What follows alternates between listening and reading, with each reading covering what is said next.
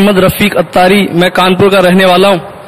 پیارے باپا جان، آپ کی بارگاہ میں عرض ہے کہ وہ مقامات جہاں پر لوگوں کو سزائے موت دی جاتی تھی، یا ایسے ویران محل جہاں کافی تعداد میں دوران جنگ لوگ مارے گئے، لوگوں کا یہ ماننا ہے کہ یہاں پر ابھی روحیں بھٹکتی رہتی ہیں۔ باپا یہ ارشاد فرمائیں کہ روحوں کی کیا حقیقت ہے؟ ہم مسلمان اور اسلامی عقیدہ یہ ہے کہ مسلمان کی روح یہ اللہ تعالیٰ جس طرح چاہے اس سے کرم فرمائے کہ اس کے مختلف مقامات وہاں یہ رہتی ہے، اور اس سے سب سے اعلیٰ مقام وہ ہے اعلیٰ علیین۔ تو اعلیٰ علیین میں اولیاء کرام، انبیاء کرام کی ارواح، نیک صالحین کی، اور کسی کی ترابیں زمزم شریف کے کنویں پر ہوتی ہے، کسی اس طرح مختلف مقامات پر یہ روحیں تشریف فرما ہوتی ہے۔ اور مسلمان کی روح اللہ تبارک و تعالیٰ کے چاہے سے اس کی اجازت سے آمد و رفت بھی کرتی ہے۔ جیسے کہ روایتیں ہیں کہ وہ روح اپنے گھر پر آتی ہے اور ایصال ثواب کا مطالبہ کرتی ہے گھر والوں سے کہ مجھے کچھ پڑھ کر ایصال ثواب کرو، یا کسی طرح بھی مجھے ثواب دے دو۔ تو اب یہ کہ وہ مختلف روایتیں اس کی، یہ ہے مسلمان کی روح، ٹھیک ہے نا۔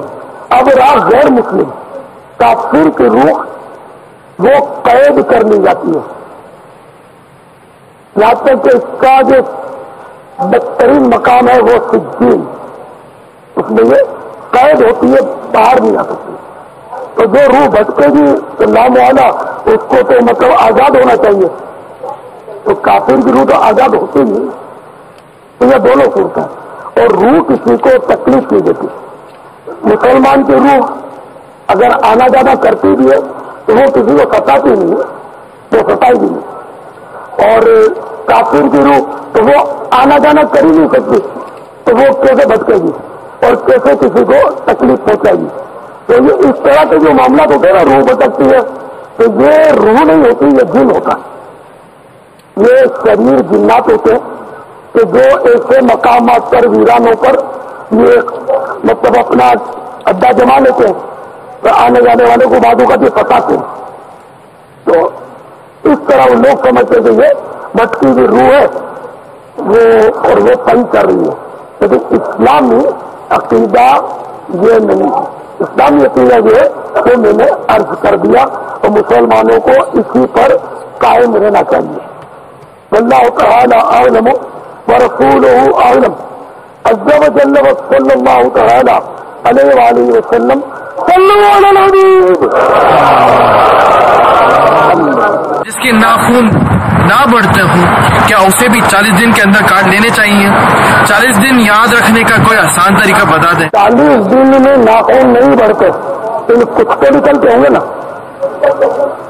اب اگر نکلتے ہی نہیں ہے کسی سے جڑ بنیاد پہ، تو اس کو تو نہیں کہا جائے کہ انگلی کاٹ دے۔ جس کے نکلتے ہیں تو اس میں کوئی وہ سائز کا وہ نہیں ہے کہ اتنی سائز ہو تو کاٹے۔ تو اگر ناخن نکلتے ہیں تو 40 دن کے اندر اندر کاٹنے ہوں گے۔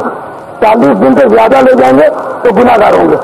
تو جس کو اپنی برف کی دے بنائی ہوتی ہے اس کو برابر تاریخ یاد رہتی ہے کہ میں فلاں تاریخ کو پیدا ہوا تھا، تو اب یہ کہ اب 6 مہینے 5 مہینے 4 مہینے رہ گئے، میں اتنا بڑا کیک کاٹوں گا۔ تو یہ پورا سال یاد رکھتا ہے، پھر اپنی ایج بھی یاد رکھتا ہے کہ میں اتنے سال کا ہو گیا، 30 سال کا ہو گیا، 15 سال کا ہو گیا، 17 سال کا ہو گیا۔ تو یہ 40 دن بھی یاد نہیں رہتا، اور 40 دن تو وہ ایک اینڈ ہے، کہ سمجھو کہ وہ سرحد لاسٹ لینے کے بارڈر ہے، 40 کے اندر کاٹنا۔ تو بہتر یہ کہ آپ ہر جمعے کو کاٹ لیں، ایوری فرائیڈے کاٹ لیں۔ اور اس کا طریقہ بھی ہے کہ ناخن کاٹنے کا 2 طریقے بہاری شریعت میں لکھے ہیں، لیکن یہ بھی حدیث شریف کا طریقہ جو میں بتا رہا ہوں۔ اس طریقے میں یہ ہے کہ آسانی ہے، اور اس طریقے پر اعلیٰ حضرت رحمۃ اللہ تعالی علیہ بھی عمل کرتے تھے، बाहर शरीयत लिखा है कि आजाद इसी तरह बाल काटते, ये नाखून काटते थे, और अपना लिखा है कि मेरी इसी तरह काटता था।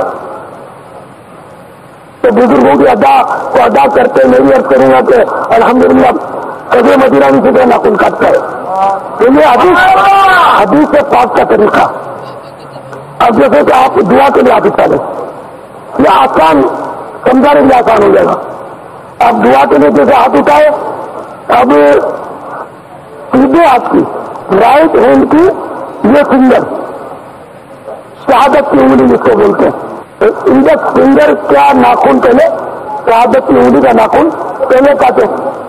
फिर मैंने ये पूरा ये दुआ के लिए उठाया ना, तो अभी इधर से शुरू किया, फिर ये आते हुए ये चारों उंगली का काट लिया।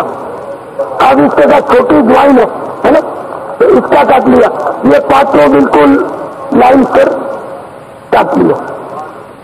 अब आखिर में अंगूठे का नाखून, सीधे हाथ के अंगूठे का नाखून काट लिया। तो ये सीधे हाथ से ही शुरू हुआ और सीधे हाथ पर खत्म हुआ। अल्लाह तआला आलम व रसूलुहु आलम अज़्ज़ व जल्ल व सल्लल्लाहु तआला अलैहि वसल्लम। सल्लल्लाहु अलैहि वसल्लम।